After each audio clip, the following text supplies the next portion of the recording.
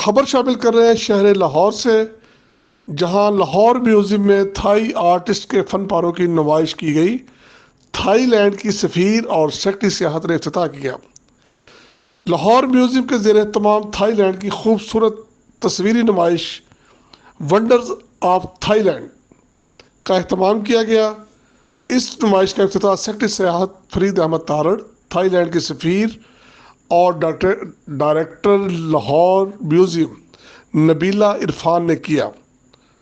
یہ نمائش Thai land کے سفارت خانے کی طرف سے منعقد کی گئی، جس میں یہ تصاویر تھائی لینڈ کے سفارت خانے کے تعاون سے منعقد کی گئی، جس میں 32 کی تصاویر شامل ہیں۔